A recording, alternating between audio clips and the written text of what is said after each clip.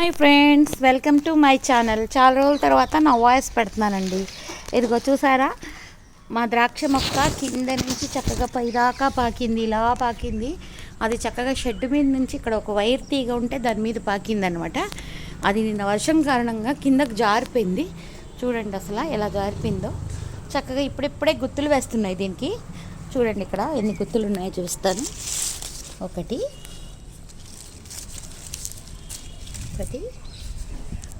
ఇదిగో రెండు, ఇంకెక్కడెక్కడో ఉంటాయండి, నాకైతే కనిపించట్లే. ఈ గుబుర్లో వెతకాలి, వెతికితే కనబడుతుంది. ఇలాగా చాలా ఉంటాయి దీంట్లో, ఎక్కడెక్కడో మధ్యలో. కిందకి జారిపోయింది కదా.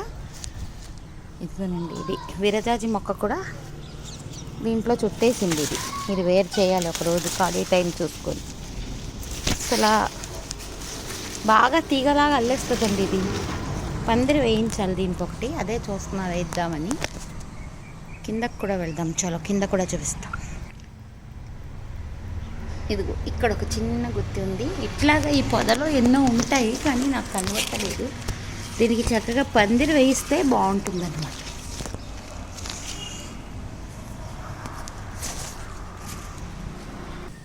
ఇదిగోనండి, కిందకు వచ్చేసాను. ఇలా దీనికోసం మా బాబు అయితే తీగలు చుట్టాడు పైన. ఇదిగో చూసారా, ఇంతకీ చెప్పడం మర్చిపోయాను.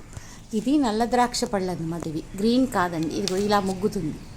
ముందుగా అయితే పచ్చగానే వేస్తాయి, తర్వాత ఇలా ముగ్గుకుంటూ వస్తాయి అన్నమాట. ముగ్గాక మనం గెలకోసుకోవటమే. ఎంత బాగుంది చూసారా చూడ్డానికి. థ్యాంక్ యూ ఫర్ వాచింగ్ అండి.